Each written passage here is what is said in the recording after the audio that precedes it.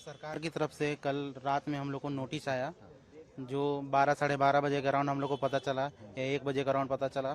सभी लोग, कुछ लोग पोस्टिंग हो, जो 11 to 13 वाले हैं, कुछ लोगों को पोस्टिंग हो गया था, कुछ लोग ट्रेनिंग में थे, कुछ लोगों का पोस्टिंग बाबा धाम में हुआ था, जो वहाँ पे मैनेज कर रहे थे, क्राउड्स वगैरह कर रहे थे। लेकिन जैसे ही उन लोगों को पता चला, हम लोगों का ये विश्वास ही टूट गया कि हम लोगों के साथ ऐसा हो सकता है।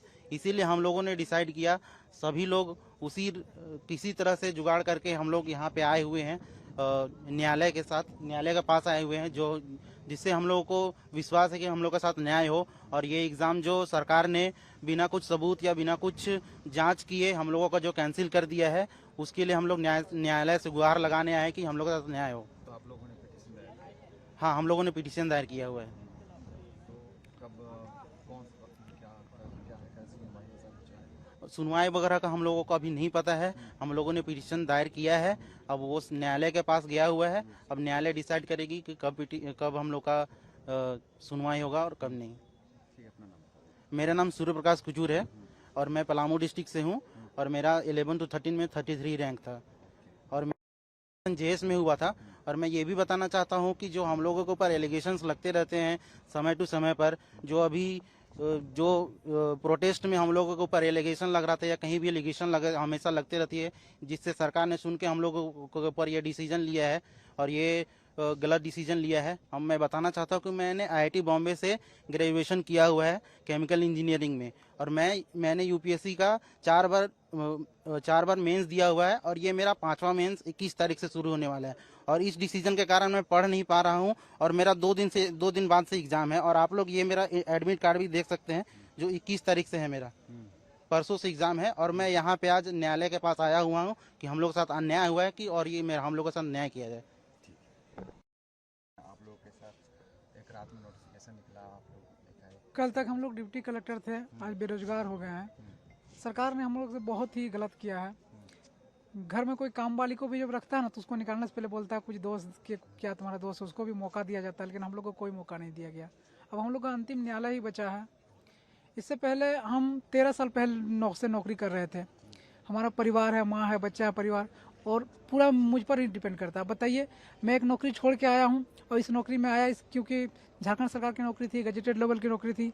अब आज के डेट में बेरोजगार हो गया।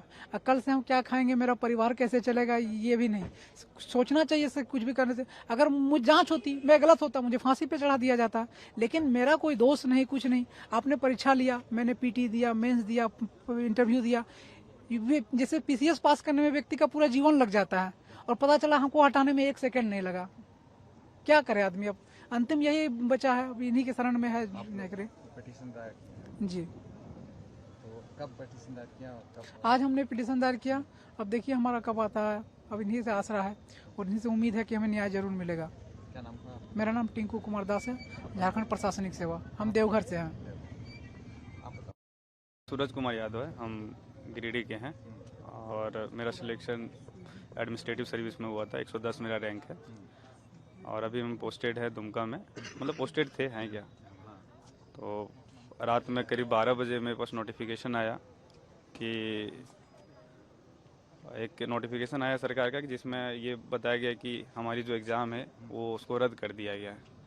और हम लोग सब शॉक थे, फिर ग्रुप में हम लोग बात करने लगे ऐसा कैसे हो गया, क्योंकि हमारे एग्ज़ाम पे ऐसा कोई एलिगेशन था नहीं कि बहुत बड़े स्तर पे इसमें धांधली हुई है यार, ऐसा कुछ हुआ है। ठीक है, अब उसमें लिखा हुआ सिर्फ एक है कि सीआईडी की जांच में कुछ मिला है, तो क्या मिला है? ठीक है, वो जांच आना चाहिए था, और उसमें जो दोषी हैं उस पर कार्रवाई होनी चाहिए थी। ऐसा नहीं कि सबको हटा दिया जाए, एक प्रक्रिया होती है हर चीज़ की ना। अब कल तक हम रोड पे थे, ठीक है, जब एग्ज़ाम मेरा रिजल्ट नहीं आया था, हम बाइक चला रहे थे, लोग यहाँ डिलीवरी खाना पहुँचा रहे थे, ठीक है, डिलीवरी बॉय? हाँ डिलीवरी बॉय थे। उसमें जब मेरा सिलेक्शन हुआ था, उसमें नेशनल मीडिया भी हमको कवर किया था, बीबीसी ने कवर किया था मुझे, ठीक है। मुख्यमंत्री ने ट्वीट करके मुझे बधाई दी थी, और कई सारे मंत्रियों ने बधाई दी थी। उस वक्त तो बताया जा रहा था कि ये जो जेपीएससी हुआ है सबसे फेयर जेपीएससी हुआ है, इसमें किसी तरह कोई धांधली नहीं हुआ है, नहीं तो ऐसे बैकग्राउंड के बच्चे कहाँ से आते। ठीक है, ऑब्वियस था कि हम लोग इतने बड़े मास स्तर पर जो एलिगेशन लगाए जाते हैं कि इतने इतने लाख रुपए दे के आते हैं। अब भरोसा नहीं कीजिएगा कि हम लोग कैसे आए, हम लोग को खुद ही नहीं पता। ठीक है, सिंपल सा जनरल टिकट कटा करके हम लोग, उतने पैसे रहते हैं तो हम लोग एसी कार से आए रहते हैं यहाँ पे। ठीक, तो ये चीज़ एलिगेशन जो भी लगाते हैं, जो भी तथाकथित ऐसे लोग बोलते हैं, उनको एक बार सोचनी चाहिए कि हमारी स्थिति क्या है। ठीक है, अपने अनुसार सब सोचते हैं। तो कल तक तो हम बोले ना कि कल तक हम लोगों के यहाँ खाना पहुँचा रहे थे, आज वही स्थिति में फिर से ला दिया है। आज मैं फिर से रांची में हूँ, सड़कों पर हूँ। ठीक है, तो हमारा सरकार से भी ये विनती है कि इस पर दोबारा से विचार करे और हम लोग कोर्ट के शरण में आए हुए हैं ताकि कोर्ट हमारे स्थिति को समझे। ठीक है, गलती अगर कोई किया भी हो, चाहे कुछ भी अगर निकल के आ रहा है तो उसको जांच होना चाहिए ना, प्रॉपर जांच होना चाहिए। अगर हम ही गलती पाए जाते हैं, आप तथ्य दीजिए, हमको निकाल दीजिए, उसमें कोई डाउट नहीं। मतलब हम निकलने को तैयार है, सब निकलने को तैयार है। इवन सब 342 बच्चे जितने सब तैयार हैं कि हम जाँच कराया जाए। ठीक है, इससे पहले तो कोई आरोप लगे नहीं थे। एक आरोप लगा हुआ था, वो तो न्यायालय में चल रहा है, उसमें हम लोग भी पिटिशनर हैं। ठीक है, तो सिर्फ एक आंदोलनकारी छात्रों के दबाव में आकर कैसे डिसीजन लिया गया, ये बहुत ही गलत है, हमारे लिए भी गलत है। ठीक है, और जो भी प्रशासनिक सेवा उनके लिए भी गलती है कि ये इस तरह से अगर होता रहेगा तो झारखंड में कोई नौकरी करना ही नहीं चाहेगा, सारा प्रशासन ठप पड़ जाएगा।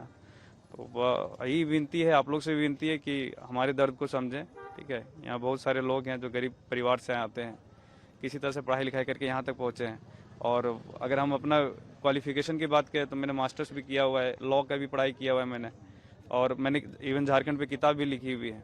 तो इतने सारे क्वालिफिकेशन अब क्या चाहिए जेपीएससी के लिए। लोग जो आंदोलनकारी बच्चे हैं या जो छात्र हैं वो बता देते हैं कि बिना पढ़े लिखे लोग आ गए हैं, जैसे तैसे लोग आ गए हैं।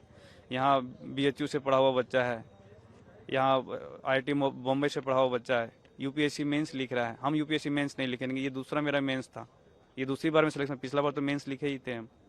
ठीक है, तो ये सब चीज़ गलत आरोप लग रहे हैं हमारे बैच के ऊपर कि इसमें अयोग्य बच्चे आए हुए हैं। सारे योग्य बच्चे हैं, अच्छे अच्छे जगह से पढ़े हैं, अच्छे अच्छे एग्जाम क्रैक करके आए हुए हैं। कहाँ पहले पहुँचते थे, क्या क्या?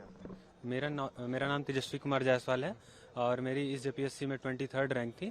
और मेरी जो पढ़ाई लिखाई है वो सब सारे नॉर्मल बैकग्राउंड से हुई है। जैसे कि मैंने अपना 11th-12th अपने सरकारी स्कूल से किया, 10th सरकारी स्कूल से किया, फिर मैंने अपनी ग्रेजुएशन BIT सिंदरी से की है, धनबाद से। और इस बार मुझे इसमें जैस मिली थी, झारखंड एडमिनिस्ट्रेटिव सर्विस, और मैं अभी कोडरमा में पोस्टेड था। अभी मैं श्रावणी मेला में ड्यूटी में भी वहाँ पे पोस्टेड था, देवघर में। और जब कल ये नोटिफिकेशन आया तो मुझे ऐसा लगा कि कहीं ना कहीं जो प्राइवेट जॉब है, गवर्नमेंट जॉब है, दोनों के बीच का फासले खत्म हो गए। आदमी गवर्नमेंट जॉब इसलिए करना चाहता है कि आपको एक सिक्योरिटी मिलती है, जॉब सिक्योरिटी मिलती है, जो कि जॉब सिक्योरिटी अब ऐसा लग रहा है कि ऐसा फील नहीं हो रहा है इस चीज़ों में। तो ऐसा लगता है कि जो हम लोगों ने मेहनत किया इस कि सालों से, हम केवल हम ही नहीं, हमसे अच्छे अच्छे लोग हैं, टैलेंटेड लोग हैं जो कि अच्छे अच्छे जगह से पढ़ाई किए हुए हैं। मैं भी BIT सिंदरी से पढ़ा हूँ। इससे पहले मैंने केवल JPSC का ही प्रीलिम्स नहीं निकाला या मेंस नहीं दिया। इससे पहले मैंने CDPO का प्रीलिम्स निकाला है। RRB NTPC में 100 में 91 मार्क्स मेरे आए हुए थे, प्रीलिम्स में भी क्रैक किया हुआ। सेंट्रल CGL का 3 बार प्रीलिम्स क्रैक किया हुआ हूँ। और आपके झारखंड CGL में मुझे ASO की पोस्ट मिली हुई थी। और फिर मैं CDPO का तो बता ही दिया। और फिर ACF में भी मेरा प्रीलिम्स निकला हुआ था। तो इस तरह से अगर मतलब एक तरह से परसेप्शंस जो क्रिएट हुए हैं मीडिया के थ्रू और जो आंदोलनकारी छात्रों के थ्रू, तो मैं आप लोगों से बस ये रिक्वेस्ट करना चाहूँगा कि अगर आप कभी भी उन लोगों से मिलें, अगर कभी भी देखें उन लोगों को, तो आपको पता चलेगा कि कोई भी ऐसा अयोग्य छात्र या कोई भी ऐसा नहीं आया है जो कि आप लोगों को लगता है कि आप लोगों ने जो परसेप्शन क्रिएट किया है। और कभी भी ऐसा तो होता ही है कि आपका जब भी रिजल्ट आता है वो बहुत मिनिमम होता है और मैक्सिमम जो मास होता है वो आपका रिजल्ट साइड में नहीं होता है। तो हमेशा से अगर प्रोटेस्ट करके और आप मोल्ड करके गवर्नमेंट को अगर आप चेंज करवा सकते हैं डिसीजन, तो ये कभी भी फेयर नहीं माना जाएगा। और बस इस बेस पे कि अगर अभी जांच भी आप पूरी तरह से कंप्लीट नहीं करा पाए हैं और डिसीजन ले रहे हैं तो ये फेयर नहीं है। और हम लोग कोर्ट में आए हैं जी, हम लोग माननीय न्यायालय में आए हैं और माननीय न्यायालय से हमें पूर्ण आशा है कि हमें न्याय मिलेगी। Thank you.